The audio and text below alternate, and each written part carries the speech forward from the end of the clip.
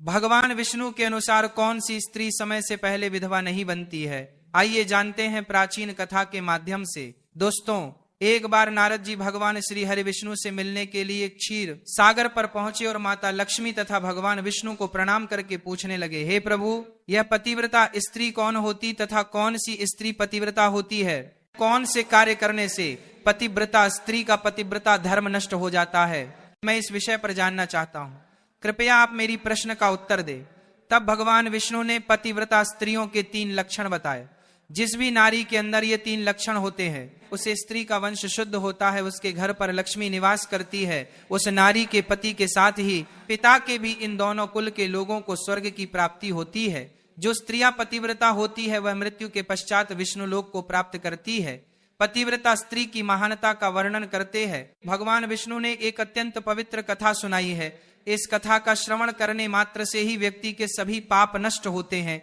जो व्यक्ति ध्यान मग्न होकर इस कथा को सुनता है, भगवान विष्णु उसके 32 अपराध माफ करते हैं। इसीलिए प्रत्येक मनुष्य को इस कथा को ध्यान से सुनना चाहिए। दोस्तों, प्राचीन काल की बात है। मध्य देश में एक अत्यंत शोभायमान नगरी थी। उसमें एक पतिव्रता ब्राह्मणी रहती थी। उसका नाम था शैव्या। शैव्या का पति पिछले जन्म के पाप कर्मों के कारण इस जन्म में कोढ़ी हो गया था, अर्थात उसे कोढ़ का रोग हो गया था। उसके शरीर में बहुत सारे जख्म हुए थे जिनसे सदा ही पस निकलता रहता था। अपने पति की ऐसी दुर्गति देखकर भी शैव्या ने अपने पति का साथ नहीं छोड़ा और निर्मल भाव से वो अपने पति की सदा सेवा करती रहती थी। पति के मन में जो जो इच्छा होती उसे वह नारी अपनी शक्ति के अनुसार अवश्य ही पूर्ण करने का प्रयास करती थी। शैव्या प्रतिदिन देव पूजा की तरह ही अपने पति की पूजा करती थी और अपने मन की सभी इच्छाओं का त्याग करके अपने पति के प्रति विशेष स्नेह रखती थी। फिर एक दिन शैव्या के पति को रास्ते से जाती हुई एक अत्यंत सुंदर वेश्या दिखाई दी। उस सुंदर वेश्या को देखकर उसका पति काम वासना से भर गया और उस वेश्या पर मोहित हो गया। उस वेश्या के सुंदर रूप ने उस ब्राह्मण को पूरी तरह से अपने वश में कर लिया। उसके रूप को देखते ही वह आहें भरने लगा, लंबी लंबी सांस खींचने लगा और जब वह वेश्या उसकी नजरों से दूर चली गई तो वह बहुत दुखी हो गया। अपने पति की आवाज सुनकर वह पतिव्रता शैव्या तुरंत दौड़ती हुई घर से बाहर आ गई और अपने पति से पूछने लगी, हे नाथ, क्या हुआ? आप इतने उदास क्यों हो गए? आपने लंबी लंबी सांस कैसे खींची? आपको जो भी कष्ट है मुझे बताइए, जो भी कार्य हो आप मुझे बताइए, वह मैं पूर्ण करने का प्रयास अवश्य करूंगी। हे प्राणनाथ, एकमात्र आप ही मेरे गुरु हैं, प्रियतम है। पत्नी के इस प्रकार से पूछने पर उसके पति ने कहा, हे प्रिय, मुझे जो चाहिए वह तुम नहीं दे सकती, तुम ही क्या कोई भी मुझे नहीं दे सकता, इसीलिए उस पर व्यर्थ बात करना उचित नहीं है, इसीलिए तुम रहने दो। फिर वह पतिव्रता बोली, हे नाथ, मुझे विश्वास है कि मैं आपके कार्य को अवश्य सिद्ध कर सकती हूँ। आप केवल मुझे आज्ञा देने का कष्ट करें, मैं अपनी पूरी शक्ति लगाकर उस काम को पूरा करूंगी। उस कार्य को पूर्ण करने के लिए जो भी उपाय हो मैं करूंगी। अगर मैं आपके इस कार्य को पूरा कर सकी तो इस लोक में और परलोक में मेरा कल्याण होगा। फिर शैव्या के कोढ़ीपति ने कहा, हे प्रिय, ठीक है, बताता हूँ। तू अभी अभी इस रास्ते से एक अत्यंत सुंदर वेश्या जा रही थी।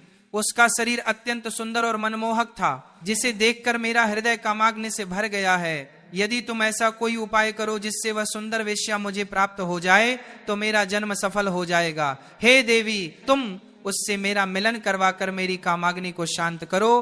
पति के द्वारा ऐसा कहने पर वह अत्यंत दुखी हुई और बोली, हे नाथ, आप धैर्य रखिए, मैं आपके इस कार्य को अवश्य सिद्ध करूंगी और उस वेश्या से आपका मिलन करवा दूंगी। इतना कहकर उस पतिव्रता नारी ने मन ही मन कुछ विचार किया और फिर रात्रि के अंतिम प्रहर में उठकर वह गोबर और झाड़ू लेकर घर से चली गई। जाते समय उसके मन में बड़ी प्रसन्नता थी। फिर वह उस वेश्या के घर पर पहुंच गई और उसने उस वेश्या के घर के आंगन में झाड़ू लगाया और गोबर से लीप कर उसका आंगन अत्यंत सुंदर बना दिया और लोगों की नजर पड़ने से पहले ही शीघ्रता से अपने घर को लौट कर आ गई। इस प्रकार से उस पतिव्रता स्त्री ने 3 दिनों तक उस वेश्या के घर के आंगन में झाड़ू लगाया और गोबर से लीप कर उसका आंगन स्वच्छ किया। उधर वह वेश्या अपने आंगन को देखकर अपने सेवकों से पूछने लगी, अरे वाह, आज आंगन की इतनी बढ़िया सफाई किसने की है? जिसने भी मेरा आंगन स्वच्छ किया है मैं उसकी इच्छा पूर्ण करूंगी। फिर वेश्या के सेवकों ने कहा, हे वेश्या, घर के आंगन की सफाई तो हमने नहीं की, हमारे जागने से पहले ही कोई इस आंगन की सफाई करके चला जाता है। सेवकों की बात सुनकर वेश्या को बड़ा आश्चर्य हुआ और वह सोचने लगी कि आखिर कौन आकर उसके घर के आंगन को साफ कर रहा है। फिर उसने जानने के लिए रात भर जागरण किया और छिपकर देखने लगी। तभी उसने देखा कि रात्रि के अंतिम प्रहर में ब्राह्मणी आकर उसके घर के आंगन को साफ कर रही है। ब्राह्मणी को देखते ही वह वेश्या बोली, हाय हाय, हे देवी, आप यह क्या कर रही हो? क्यों मुझ पापी स्त्री के घर का आंगन साफ कर रही हो? मुझे क्षमा करो, आप ये काम मत करो। इतना कहकर उस वेश्या ने उस ब्राह्मणी के पैर पकड़ लिए और कहा, हे पतिव्रता, आप क्यों मेरी आयु, यश, संपत्ति, कीर्ति का विनाश करने की चेष्टा कर रही हो? मैंने कौन सा अपराध किया है? हे साध्वी, आपको जो चाहिए वह मांगो, मैं बिना सोचे ही आपको दे दूंगी, किंतु आपको यह कार्य शोभा नहीं देता है। तब उस पतिव्रता ने उस वेश्या से कहा, हे सुंदरी, मुझे धन की लालसा नहीं है, किंतु तुम ही से मुझे कुछ काम है। यदि तुम करोगी तो मैं बताती हूँ। यदि तुम उस कार्य को पूर्ण करोगी तो मेरे मन को शांति मिलेगी और तभी मैं समझूंगी कि तुमने मेरा सारा मनोरथ पूर्ण कर दिया। फिर वह वेश्या बोली, हे पतिव्रता, आप जल्दी बताइए, मैं वचन देती हूँ आपका जो भी अभीष्ट कार्य है उसे मैं अवश्य पूर्ण करूंगी। माताजी, आप महान पतिव्रता है, आपका कार्य करूंगी तो मेरे सभी पाप नष्ट हो जाएंगे। आपके चरण छू लेने से ही मैं पाप से मुक्त हो चुकी हूँ। कृपया आप जल्दी बताइए मैं आपकी किस प्रकार से मदद कर सकती हूँ। फिर उस पतिव्रता ने लजाते हुए कहा, हे सुंदरी, कुछ दिनों पहले मेरे पति की नजर तुम्हारे शरीर पर पड़ी थी, जिसे देखकर वे तुम्हारे शरीर के मोह में पड़ गए हैं और तुमसे मिलन करने की इच्छा कर रहे हैं। इतना सुनकर वह वेश्या चौंक गई और कुछ क्षणों तक विचार करने लगी। उसे उस दुर्गंध युक्त कोढ़ी पुरुष के साथ संबंध बनाने की बात सोचकर बड़ा दुख होने लगा।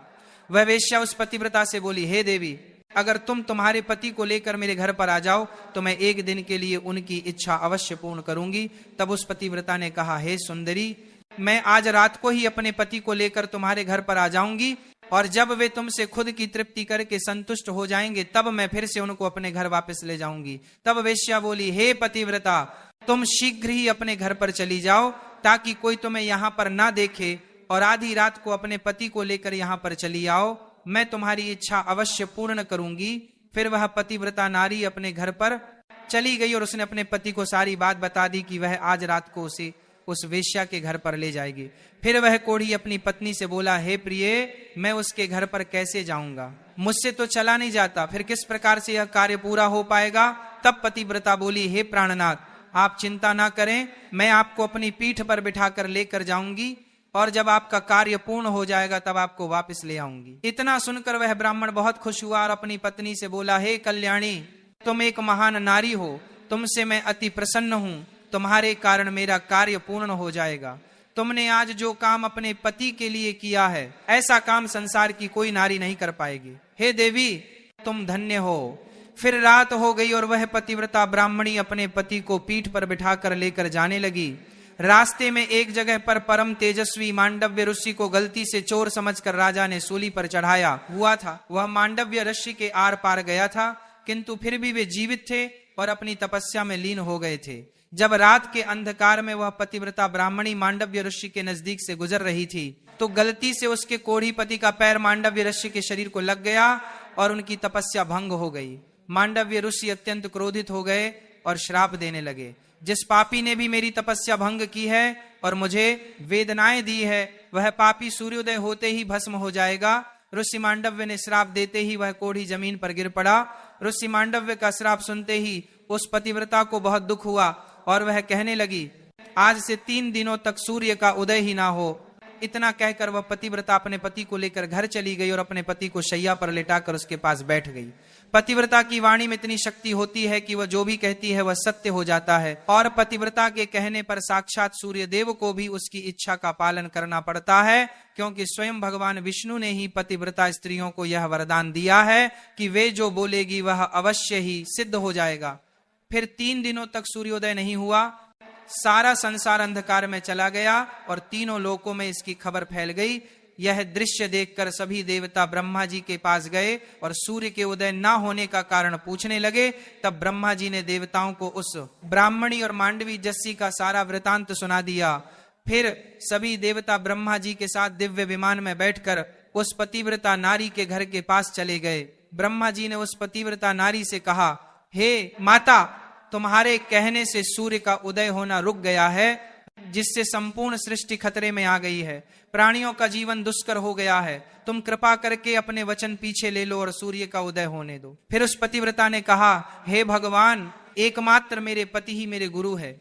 यह मेरे लिए संपूर्ण लोकों से बढ़कर है और सूर्योदय होते ही मेरे पति की मृत्यु हो जाएगी, क्योंकि मांडव्य मुनि ने ऐसा श्राप दिया है। मैंने किसी लोभ में, क्रोध में तथा मोह में आकर ऐसा नहीं किया है।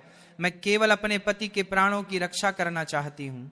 फिर ब्रह्मा जी ने कहा, हे माता, तुम्हारे पति की आयु इतनी ही थी, उसकी मृत्यु से पृथ्वी का कल्याण होगा। तुम अपने पति के प्राण जाने दो, इससे तुम्हें बहुत पुण्य मिलेगा। फिर वह पतिव्रता बोली, हे देव, पति का त्याग करके मुझे किसी भी लोक में सुख की प्राप्ति नहीं होगी। मेरे पति मेरे लिए ईश्वर है, इसलिए मैं उनका त्याग नहीं कर सकती।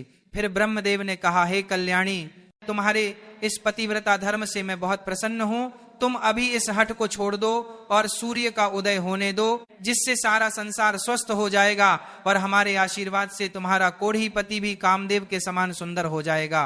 ब्रह्मा जी द्वारा ऐसा कहने पर उस पतिव्रता ने थोड़ी देर विचार किया और उसके बाद हाँ कहकर स्वीकृति दे दी और फिर सूर्य का उदय हुआ। फिर मांडव्य मुनि के श्राप के कारण तुरंत ही उसका पति जलकर भस्म हो गया और फिर उसकी राख से अत्यंत सुंदर कामदेव का समान रूप वाला उसका पति बाहर आकर खड़ा हो गया। ये चमत्कार देखकर वह पतिव्रता अत्यंत प्रसन्न हुई और फिर स्वर्ग लोक से एक अत्यंत तेजस्वी विमान आया और वो पतिव्रता नारी अपने पति के साथ बैठकर स्वर्ग लोक को चली गई। तो दोस्तों, इस प्रकार से पतिव्रता नारी में संसार को भी नष्ट करने की शक्ति होती है। पतिव्रता नारी के सामने बड़े बड़े देवताओं को भी झुकना पड़ता है। इस प्रकार से भगवान विष्णु ने यह कथा सुनाई है।